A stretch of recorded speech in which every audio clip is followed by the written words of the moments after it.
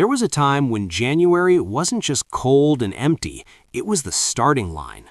Our ancestors knew something we've been programmed to forget.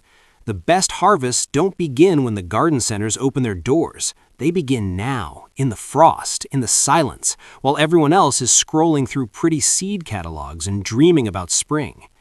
We've been sold a lie that planting happens when it's warm and comfortable. That lie costs you months of food.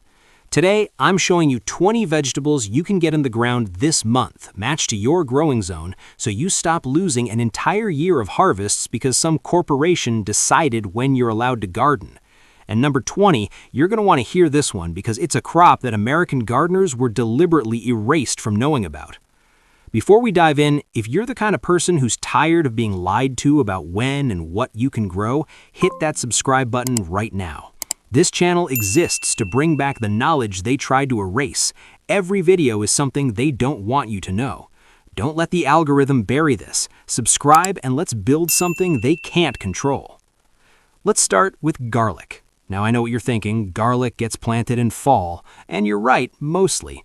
But here's what nobody mentions. In zones 8 through 10, January is your window for getting garlic cloves in the ground if you missed the fall rush. Soft-neck varieties like Inchellium Red can still establish before spring if you plant now.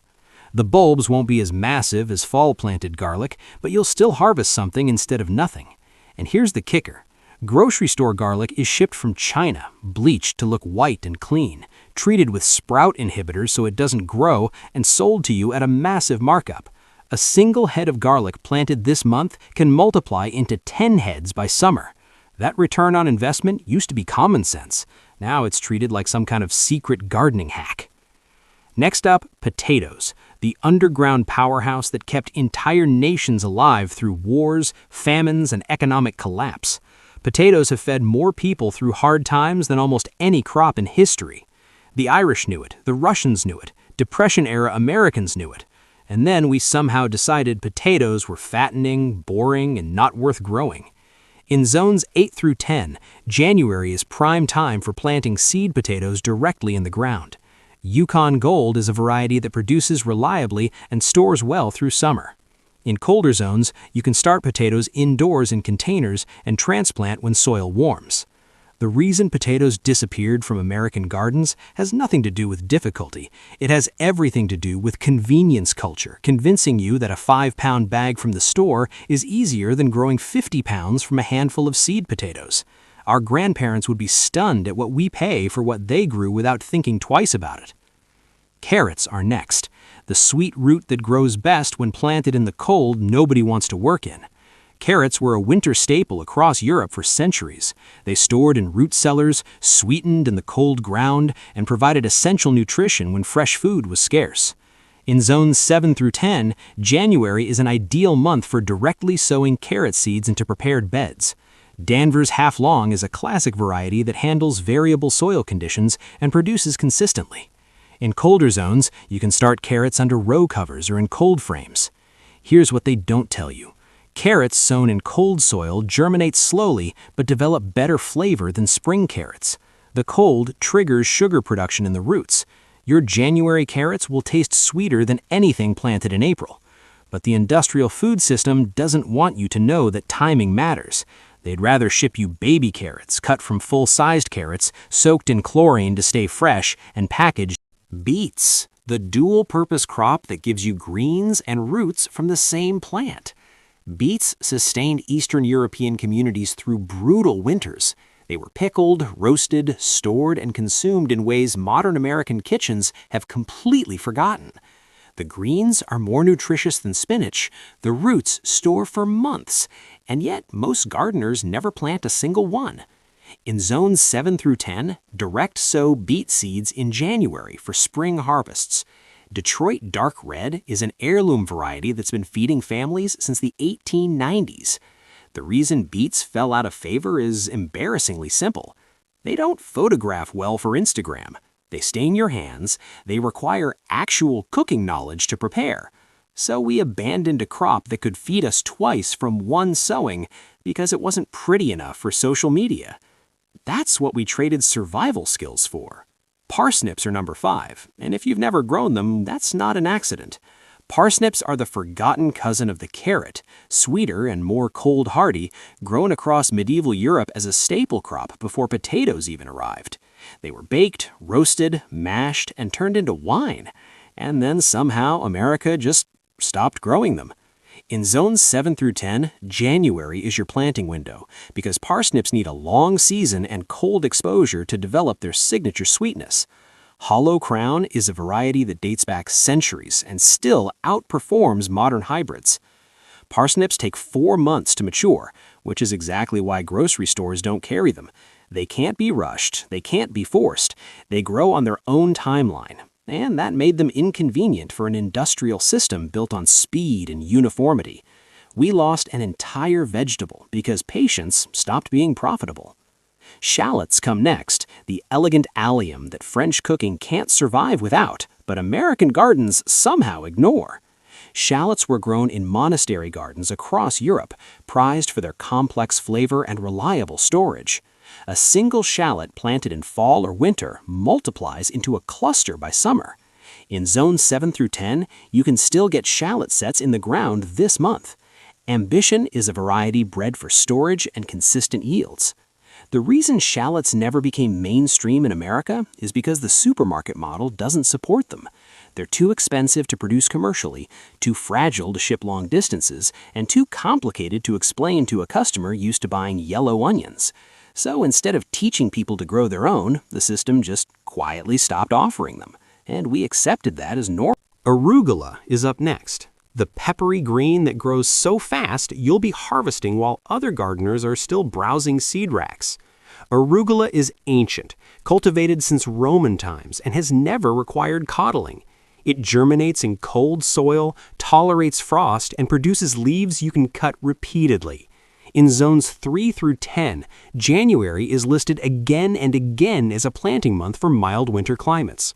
Sylvetta is a wild arugula variety with intense flavor and slow bolting. You can have fresh arugula on your table in 3 weeks from a January sowing. 3 weeks! And yet people pay $5 for a tiny plastic box of pre-washed arugula at the store, grown in California, shipped across the country, and marketed as gourmet. Your ancestors would be baffled by what we'll pay for what we could grow in a corner of the garden. Bok choy, the Asian brassica that American gardens treated as exotic until recently, even though it's been feeding half the planet for thousands of years. Bok choy is fast, cold-tolerant, and packed with nutrition. In zones 7 through 10, January sowing gives you harvests before spring heat causes bolting. Joy choy is a variety that handles temperature swings and produces tender, mild leaves. Here's the uncomfortable truth. Bok choy was never hard to grow or unsuited to American climates. It was just unfamiliar, and the industrial seed companies didn't see profit in promoting it. So for decades, it stayed confined to Asian markets and specialty stores, while American gardeners grew the same 10 vegetables over and over. We limited our diets not because of climate or soil, but because of marketing. Now we get to scallions, also called green onions or bunching onions. These are the alliums that produce continuously without forming bulbs, giving you fresh onion flavor for months from a single planting. In zones 3 through 10, scallions can be directly sown in January in mild climates or started indoors in colder regions. Evergreen hardy white is a perennial variety that comes back year after year if you let it. Scallions are one of the most expensive produce items per pound at the grocery store. A tiny bundle costs $2 or $3. You can grow hundreds from a single packet of seeds that cost the same price. But the system benefits when you don't do that math. They benefit when you believe growing your own food is somehow more expensive than buying it. It never was. If you're getting something from this, hit that like button and subscribe. This information needs to reach people who've been kept in the dark about what's actually possible. All right, let's keep going. Cilantro is next, and it's another crop that thrives in cold weather and bolts to seed the moment spring heat arrives. Cilantro is essential to cuisines across Mexico, Asia, and the Middle East, used fresh in ways that dried herbs can never replicate. In zones 7 through 10, January is the prime sowing window for cilantro that will actually produce leaves instead of flowers. Slow bolt is a variety bred to extend your harvest window, though even slow bolt cilantro eventually gives up in the heat. The reason most gardeners fail with cilantro is simple. They plant it in April, it bolts in May, and they give up. Nobody told them cilantro is a cool season crop that wants to grow in winter. That information was never a secret. It was just never promoted because it doesn't fit the spring planting narrative the garden industry built their business around. Mâche, also called corn salad or lamb's lettuce, is next. This is the tender winter green that European gardeners have never stopped growing, but American catalogs barely mention. Mâche is cold hardy to an absurd degree, surviving freezes that would kill lettuce. It was grown in medieval gardens, cultivated through the Renaissance, and remained a staple in French kitchens even as American gardens forgot it existed. In zones 3 through 10, mâche can be direct sown in January in mild climates for early spring harvest. Wit is a Dutch variety known for vigorous growth and cold tolerance. The reason mâche disappeared from American gardens is the same reason so many crops vanished. It's too delicate to ship. It wilts quickly after harvest. It doesn't fit the supermarket model. So instead of teaching people to grow it, the industry just stopped carrying it, and an entire category of winter nutrition was erased from our gardening vocabulary. Radicchio is number 13, the bitter Italian chicory that adds color and complexity to winter salads. Radicchio was never about convenience. It's about flavor, nutrition, and making winter meals interesting when everything else is brown and dormant. In zones 7 through 10, January is the time to transplant Radicchio starts or direct sow for late spring harvest. Palla rosa is a traditional variety that forms tight red heads and handles cold beautifully. Radicchio is expensive at the store, when you can even find it. A single head costs as much as an entire packet of seeds. But more importantly, Radicchio represents a category of vegetables that we abandoned because bitterness stopped being valued. We bred everything to be sweet, mild, and inoffensive. In the process, we lost crops that offered different nutrients, different flavors, and different possibilities. We narrowed our diets voluntarily because someone decided we couldn't handle complexity. Kohlrabi is next, and if you've never heard of it, you're part of the majority. Kohlrabi is a brassica that forms a swollen stem above ground, tender and sweet when harvested young, grown across Central and Eastern Europe as a staple. It was pickled, roasted, eaten raw, and stored through winter, and then American gardens just stopped growing it. In zones 3 through 10, kohlrabi can be planted in January in mild climates for early spring harvest. Colibri is a purple variety that's both beautiful and productive. The reason kohlrabi disappeared from American gardens is the same reason so many crops vanished. It wasn't glamorous. It didn't fit the narrative of modern, sophisticated gardening, so it got quietly removed from mainstream seed displays, and an entire category of winter nutrition was erased from our gardening vocabulary. Claytonia, also known as miner's lettuce or winter purslane, is number 15. This is the wild green that miners in the California gold rush ate to prevent scurvy, the green that Native Americans harvested for centuries, the green that grows voluntarily in cool weather and asks for nothing. In zones 3 through 10, Claytonia can be scattered in beds this month and will self-sow for years if you let it. It's not even a variety, it's a species, Claytonia perfilea, that still grows wild across North America. The reason you've never heard of Claytonia is because it can't be commodified. It's too easy. It grows itself. There's no hybrid seed to patent, no special fertilizer to sell, no equipment required. A crop that asks for nothing and gives freely has no place in a system built on selling solutions to problems, so it was just ignored, and we forgot that food could grow this simply. Endive is up next, the frilly, bitter green that European tables never abandoned, but American gardens treat as optional. Endive is cold-hardy, nutrient-dense, and adds texture to salads that iceberg lettuce could never dream of. In zones 7 through 10, January is prime time for direct sowing or transplanting endive starts. Salad King is a variety that forms loose heads and produces abundantly. Endive fell out of favor in America for the same reason Radicchio did.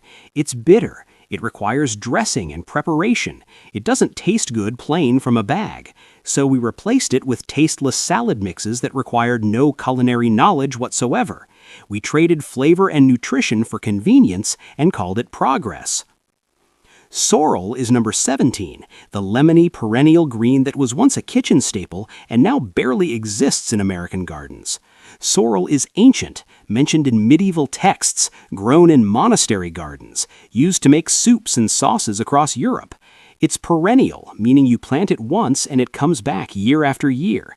In zones 3 through 10, sorrel can be started from seed in January or early spring. Profusion is a French variety with large leaves and strong flavor. Sorrel disappeared because industrial agriculture has no interest in perennials. They can't sell you seeds every year if the plant just keeps growing. They can't control it, patent it, or profit from it repeatedly. So it vanished from seed racks, and with it went an entire tradition of perennial food gardening that our ancestors took for granted. Mizuna is next, the Japanese mustard green with feathery leaves and mild spice. Mizuna grows fast, tolerates cold, and produces continuously if you harvest outer leaves. In zones 3 through 10, January is a perfect sowing window for mild climates and protected growing in colder areas. Mizuna is not a single variety but a type, and any seed labeled Mizuna will perform reliably. This crop was never part of traditional American gardens because it came from a different food culture entirely. But the fact that it thrives in our winters and produces abundant greens in conditions that shut down most crops should have made it essential decades ago. Instead, it stayed confined to specialty markets until recently. We could have been growing Mizuna for a century. We just weren't told it was an option. Tatsoi is number 19, another Asian brassica that handles freezing temperatures and keeps producing. Tatsoi forms rosettes of dark green spoon-shaped leaves, packed with nutrition, and mild enough to eat raw or cooked. In zones 3 through 10, direct sow tatsoi in January in mild areas or under cover in cold regions. Like Mizuna, tatsoi is a type rather than a single variety, and most seeds labeled tatsoi will perform well. The pattern should be obvious by now. We abandoned entire categories of cold-hardy greens, not because they didn't grow here, but because the food system never promoted them. American gardens could have been 10 times more diverse, 10 times more productive, and 10 times more nutritious. But diversity doesn't serve an industry built on uniformity and control. And now number 20, the one I told you to wait for, fava beans. The ancient legume that civilizations were built on, the protein source that fed humanity for thousands of years before modern agriculture decided you didn't need to know about them. Fava beans are one of the oldest cultivated crops on Earth. Egyptians grew them, Romans ate them, medieval Europeans relied on them as a primary protein source through winter. They fix nitrogen in the soil, improving it for future crops. They grow in cold weather when other beans would die. They produce abundant harvests with almost no inputs. In zones 7 through 10, fava beans can be planted January through March. Agua Dulce is a variety that handles cold and produces large beans. And here's where the story gets dark. Fava beans almost completely vanished from American gardens and grocery stores. You won't find them in most supermarkets. You won't see them in mainstream seed displays. An entire continent of gardeners was raised without learning this crop exists. And that wasn't an accident. Fava beans grow too easily. They save too freely. They improve soil instead of depleting it. They don't require chemical inputs or specialized equipment. A crop this self-sufficient was inconvenient for an agricultural system built on dependence. So it was systematically removed from our awareness, and generations grew up believing beans only come in 3 or 4 varieties. The knowledge was buried because the knowledge was dangerous to profit margins. So here we are, 20 vegetables, 20 chances most gardeners will sleep through because someone convinced them January is for planting, not planting. But waiting is not wisdom. Waiting is a strategy designed to keep you buying instead of growing. Your great-grandparents understood that the garden begins now, in the cold, in the months that feel wrong, in the time when the work seems crazy and the rewards are still invisible. Every crop I just described carries a history of abundance, survival, and deliberate erasure. Every single one was grown by people who knew something we've been systematically taught to forget. The knowledge didn't disappear. It was hidden under layers of convenience, corporate control, and a food system that profits when you believe you can't feed yourself. But you're here, and now you know. The seeds don't care who plants them. They only care that someone finally does. If this opened your eyes, hit that like button and subscribe for more of what they tried to bury. The wisdom still exists. We just have to dig it back up.